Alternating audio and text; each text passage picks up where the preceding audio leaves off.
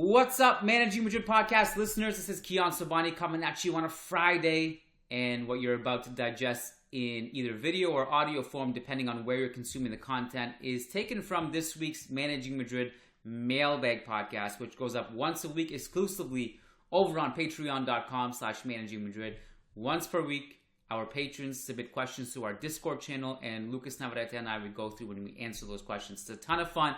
It's one of the most popular segments on the podcast, and to access the whole thing, go to patreon.com/Managing Madrid. Today's bonus podcast is stitched together, hopefully seamlessly enough that you won't even notice. Actually, the questions are all over the place from one part of the podcast to the next, and they're not actually in the order that we took them in. But there's three questions that we included in today's bonus clip. One is, who are the players that we wish joined Real Madrid but never did? Also, who are our favorite and least favorite players in Real Madrid history? And finally, who is a better fit for Real Madrid theoretically, Erling Haaland or Kylian Mbappe from a tactical perspective? So Lucas and I get into those three questions. Enjoy today's clip. If you are not a patron yet, I urge you to get in. We only do 2 free episodes per week now. The rest are exclusively over on patreon.com/Managing Madrid. We do bonus calls live on Zoom once per week, plus a bunch of bonus segments, okay? We look forward to seeing you on the inside, and enjoy today's clip. Our first patron question is from Ignacio Varga. He says, "Hi, Kiyan and Lucas. Recently, Patrick Vieira said he regrets not joining Real Madrid. It got me thinking, over the years, who were your favorite players you liked and were remotely close to joining us but didn't? Also, who was the one player who joined, was great in a limited time for us, but wished that they joined sooner? Ronaldinho and Ruud van Nistelrooy respectively comes to mind. Thank you for the great content." Great shouts, great names there. I have to agree with both of his names, but, I've always said many times, I don't know if I've actually said this on the podcast, but Ronaldinho is the one and only Barcelona player, who I actually was jealous of Barcelona fans because they actually got to enjoy it. So Ronaldinho is the one, but since I don't know if it's Igancio or Ignacio would make more sense to me. Yeah, I assume. But just because Ignacio mentioned Ronaldinho, I want to mention Totti as well. Totti is a big favorite of mine. Totti, Drogba, those two in particular come to mind very easily for me. Personal favorites every single time. So those two, and Van Nistelrooy is the one and definitely only name I can think of in regards to the second part of the question. But in terms of joining sooner, right? Yeah, Van Nistelrooy was amazing, and also a personal favorite of mine in the history of the club. Even though he only was great for 2-3 seasons, he's a personal favorite for me. And again, with regards to the first part of the question, I have to mention Totti and Drogba probably. I think in an alternate universe, if Van Nistelrooy joins us like 4 years prior or something like that, he could potentially crack a top 5 all-time scoring list for the club. He was that good. I also wanted to mention, with Van Nistelrooy, we had Ronaldo Nazario for a few years, kind of in between Raul declining and Van Nistelrooy coming along to help score. So we had a little bit of a buffer there, at least. There were other positions that I think were desperately in need. I think one player that comes to mind is Cannavaro. If you get him in 2002 instead of 2006, that's a massive, massive asset to have for a few years, because our defensive line was pretty brutal at that time. Vieira is an interesting shout because obviously he would have helped fill a void with Makelele leaving. But the other thing with Vieira is that he did not really age well at that point. He went to Juve, I think 2006, or maybe it was sooner than that. Let me check. Wow, didn't even remember that one. 2005, he went to Juve. And after that, he just wasn't the same player that he was at Arsenal. Yeah. And then after Juve, he went to Inter, and he just wasn't the same. Totti is a great shout. Obviously, Totti was at training a few days ago at Real Madrid training, so he was in the news. He has not just that this week, but throughout his entire last 10, 15 years, he's always said that if he ever left Roma, it was for Real Madrid. One player that I personally love is Alessandro Nesta, and I wish we could have signed him, one of the all-time great defenders. And Ronaldinho, Lucas, that's got to be one of the bigger what-ifs in Real Madrid history. If Real Madrid decide to sign him instead of David Beckham, that changes the trajectory of not only Real Madrid, but also Barcelona, who went on a great... They turned their club around in many ways when Ronaldinho arrived there. Absolutely. Good shout. Brennan Power says... Figo could be another name, sorry to interrupt. That to come sooner. Come sooner would have been huge. We only got to enjoy him for, I don't know, 2-3 seasons. Big Figo maybe, even less maybe. So 2 or less, I'd say. Yeah, 2 or less. I think 3 is definitely a stretch. So yeah, Figo would be another name that who could have been huge had he joined a little bit earlier. Figo, not only if we had brought him sooner, but also got rid of him sooner too. Yeah, yeah, sure. If we had have sold him and signed Ronaldinho, for example, I think, or at least sell him when you sign Beckham, so that Beckham doesn't have to pay central midfield to accommodate and throw our balance out of whack. Yeah. Sheikh Atiri says, Kiyan, I know you have good taste in your all-time favorite player. Lucas, who is yours? And who are your all-time most hated players? For me, my favorite is Raul, and the most hated is probably Cassano. If we're talking about Real Madrid only, apart from the easy names like, I don't know, Benzema, Marcelo, Cristiano Ronaldo, and the likes, Van Nistelrooy was always a favorite for me, and also Pepe. Pepe is a good mention. But if we're talking about my favorite player in Real Madrid history right now, it would probably be Benzema. Yeah, he's the one player I owned the most jerseys of. I think I have like 3 or 4 Benzema jerseys. I even have a couple of Benzema jerseys in France. Marcelo is second, I think. So Benzema and Marcelo are 2 of my favorites. But if I have to mention some other names, not this easy, I would probably throw Van Nistelrooy and Pepe.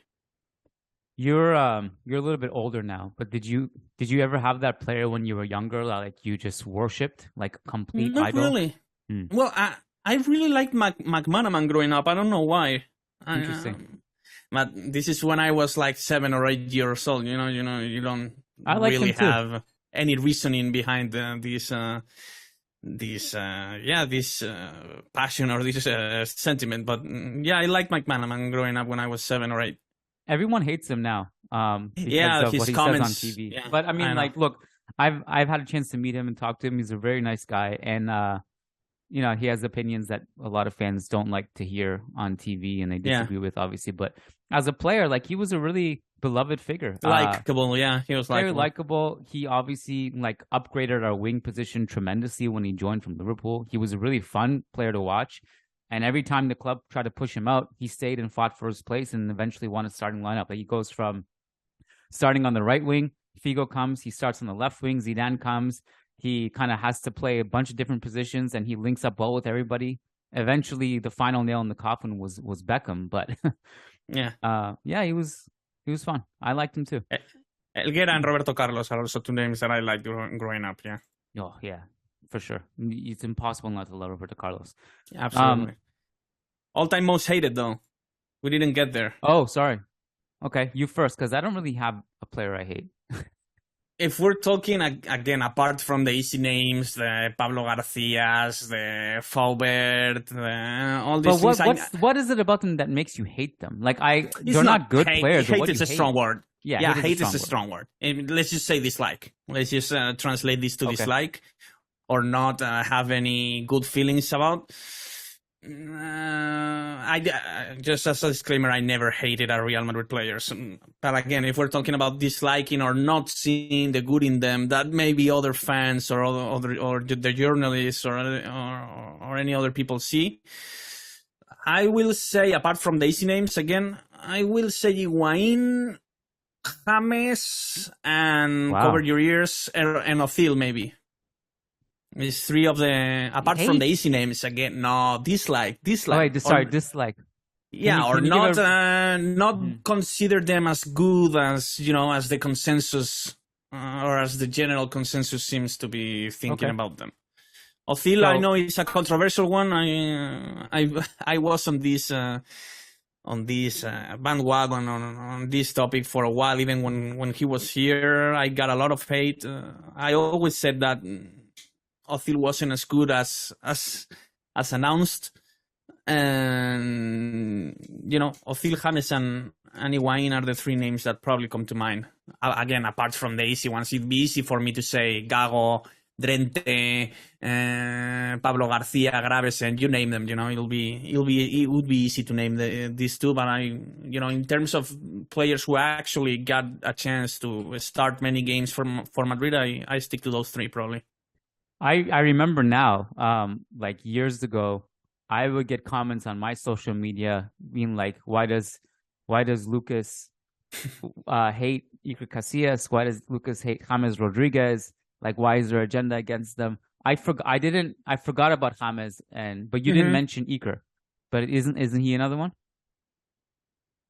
Probably yes. I disliked his last years in the club. I didn't appreciate the way the Mourinho era fell down. Was partly because of his help to the Spanish media, I feel like. Mm-hmm. So I didn't enjoy his last few years in Madrid. Really after the World Cup, after the 2010 World Cup with Spain, after that it was a decline in my personal feelings towards Casillas. But again, it's just things that happen, things that unraveled that way. When he was the goalkeeper for the Mourinho years, I was a pretty big Mourinho supporter back in the day. I realized this. I had a bias for Mourinho back in the day. So, this obviously led me to not to like Casillas' last few years in Madrid as much as maybe other fans did, even though I don't think there's much to like about his last few years in Madrid. No, there's almost nothing because he wasn't that good anymore, and he was causing some problems too. I think Iker's on the flip side at his peak. He's, in my opinion, absolutely. There's nothing. Yeah. There was probably no one greater than him at his absolute peak. He was basically a one-man defense. But I think with Iker, kind of disappointed me too as his career went on. And I there's like, there's like certain players or people, figures, not just footballers, that like, as you grow up, you realize they're not kind of like who you thought they were. Does that make sense? It's not it's not like they were bad people, but like for example, I was really scarred by Will Smith, because Will Smith was like an absolute hero of mine, like the coolest guy. He's the Fresh Prince. Can do anything he wants, like he's like walking on water. But then the last 2 years, like he's just letting this weird relationship with Jada unfold, and then this whole slap thing, and it's like it's kind of I actually like got traumatized over it. Like I had you like as this guy who can do no wrong, and then all of a sudden you just become this disappointing figure. I feel like Casillas almost reached that level too. Yeah, where it's like, what's going on? Like, what are you like? Yeah. Just like Same thing happened to me with Carmelo Anthony in the NBA, for example. What did he do? Leaving the Nuggets to win titles, in New York, and never made it past the first round. I don't think with the Knicks. Bad career move. Yeah, bad career. Absolutely. It was just marketing based, that move, that trade request to leave Denver for a big market like New York. The thing that hurt me is the fact that he said he did that to win titles, right. When he just was in the conference finals against the Lakers and never made it past the first round with the Knicks. So let's not forget the Nuggets leadership at that time was night and day compared to New York. Masai was there. And remember, Masai turned Carmelo into a bunch of great assets, and the Nuggets were good after he left. Yeah. And then you compare that to whatever New York does every year. It's night and day. Bad decision. I do think, again, I don't dislike players. Like you listed up a lot of players that I didn't like whether it was Gravesen or Pablo Garcia. But like, someone like Pablo Garcia wasn't like a dislikable figure to me. He just wasn't good enough for Real Madrid. And I think there's like two different things, it's not his fault. But I actually do think Shay's shout of Cassano is a decent shout. I didn't realize how unlikable he is until really. Yeah. I mean, I knew he caused problems at the time, whether it was playing around with prostitutes and eating Nutella and donuts. That there's that side of it. But like the more recent stuff of like attacking Mourinho in the press, which is a really strange development. Like they never even worked together for this to happen. Like it's so weird. And Mourinho is doing a decent job in Rome. Like it's not. Oh, he's doing a great job at Roma. Yeah, at least decent. Even if you're a hater, you have to say it's at least a decent job. So. Hating on Mourinho right now, even though, when you're hating him because he's playing defensive football and all that, but who doesn't play defensive football in Italy? So, it's strange. Yeah, Casano is a strange and controversial figure for sure. Patrick Udayafari, he says, "Hi, Kiyan and Lucas. I hope you're both doing well. After watching City destroy Arsenal and seeing Haaland put in an all-around center-forward performance even before he got his goal in the end, I've come to the conclusion that he is the player we need in 2024 to replace Benzema. Playing with Pep for a couple years will do wonders for his link-up play. He would complete the forward line. I don't care what it costs, but we need him. Do you believe he will come to Madrid after his stint at City? He's the player we need, not Mbappe. What are your thoughts?" I would agree. I mean, you don't have to convince me, Patrick. Haaland is definitely a target Real Madrid should look at and should invest a lot of money. And so you don't have to convince me. You have to Real Madrid have to convince Haaland, I think. It's just a matter of Haaland's own decision. City will not let him leave if he doesn't clearly tell them that he wants out. I mean, City are not going to sell him for 150. I'm assuming that clause isn't as real as reported, which we don't know. But if that clause exists and Haaland wants out, of course, you don't have to convince me, man. He's the real deal. It's as clear as that. It's just that obvious. But City have the power to offer him a very big new deal, I believe, to get rid of that clause. So it will ultimately come down to his own decision, similarly to what happened with Mbappe last summer. It will all come down to what he wants to do with his career.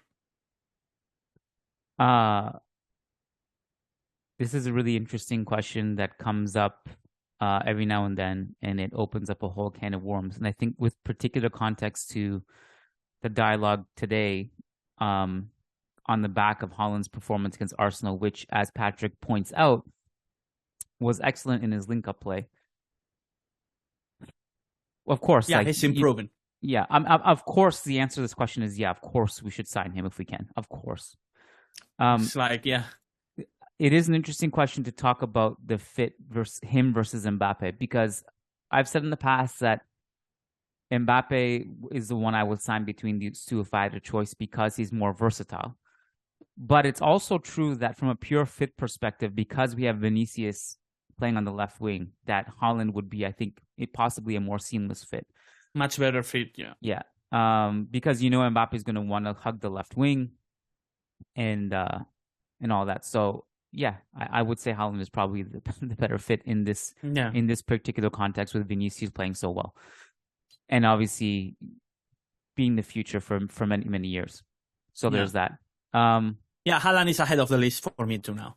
Yeah, even more so with what happened last summer with Mbappe. It's not that I would say no if Mbappe were to come calling, but Haaland is ahead of the list right now. And also, more importantly, about this season, he's stayed healthy, which was a concern last summer. We didn't know how his body will behave playing on a consistent basis at that kind of pace with that kind of physicality, and he's mostly stayed healthy this season. So it's an obvious yes if you are Real Madrid. You need to sign Haaland. Yeah, sure. Will he want to sign for you? That's an entirely different matter. I am of the belief that I don't think Haaland, I don't think Manchester City is Haaland's permanent destination. Yeah. I think there's been too much from his agent and father about how much he wants to play in Spain one day. I just feel like that's a natural progression. I just don't know about the timeline.